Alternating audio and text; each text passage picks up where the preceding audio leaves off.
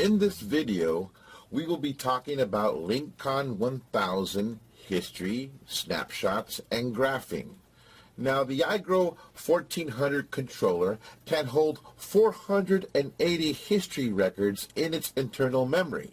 How often it's recorded is user configurable. Now, if history is logged every 15 minutes, this equates to 5 days of data. Older history records are overwritten by newer ones when the limit is reached. But when you integrate LinkConn 1000 to the controller running 24/7, you can continue the data collecting process non-stop. Whenever a new month begins, a new file is created and generated. After 12 months of non-stop operation, you should have 12 history files. Now, if LinkConn is not running, the computer will not collect data. The controller itself will collect data and keep it in the hardware. Now, if LinkConn is turned on, it will not automatically pull the data from the hardware. It takes too long. You would have to manually trigger the data pull process. Now, to do this, you would simply go to the File tab, and then you would hit Save History for Zone. And as you can see at the bottom, it's retrieving history records from the iGrows. It's collecting history records, and it's also collecting event records. Once you get the pop-up successfully merged history data from iGrows into history files, that's an indicator that the data pull process is complete. And just simply hit the OK.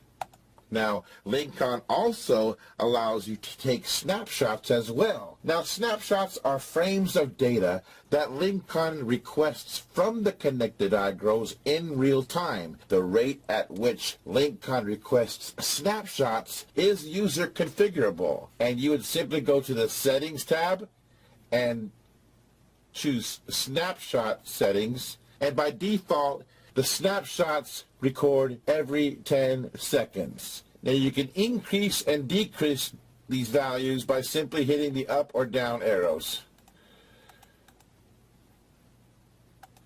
Now, snapshots contain the live state information of the iGrow that it was sent from. They consist of sensor data, set point, and staging information, equipment states, and alarm statuses. Now, with your information that you are generating and collecting, you can create graphical records for reporting.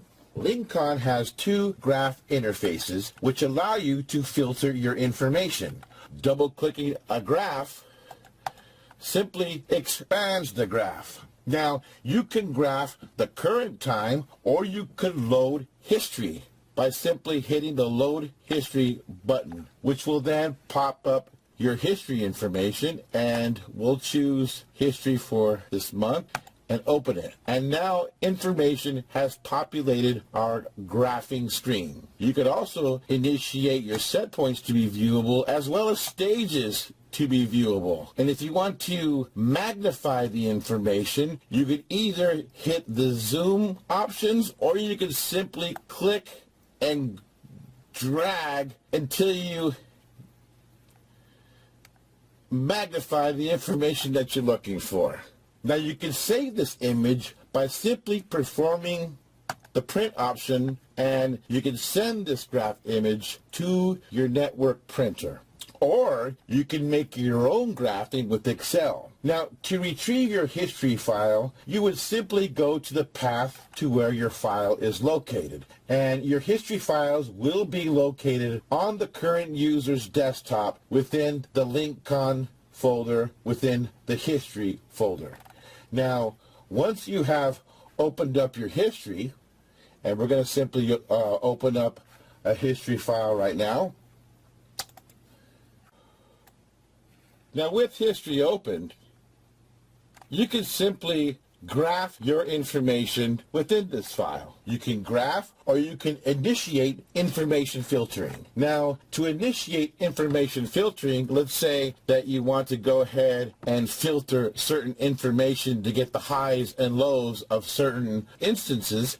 Just simply highlight the area that you want to filter and insert a table. And by inserting a table, you could now filter your information. For instance, in temp, I want to know what time of the day that the in temp was the highest. And by doing that, you can see at 6:12, the in temp was in fact 81.5. Or what you could do is you can create graphing as well with this information. And we'll simply go back a couple times. Now to graph, you would simply insert a column or a line or a pie graph. We're going to get our information and go smaller like this. And then with this information that we have highlighted, we're going to go ahead and insert a 2D column graph, which gives us a nice display of our current in temp, out temp, and relative humidity.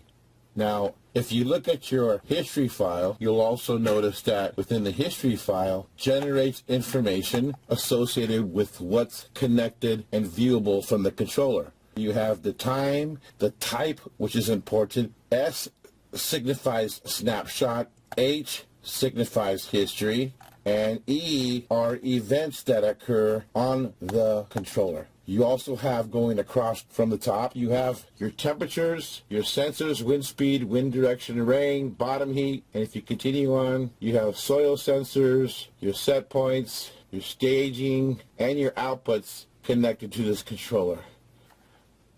And that's our video on LinkConn 1000 history, snapshots, and graphing.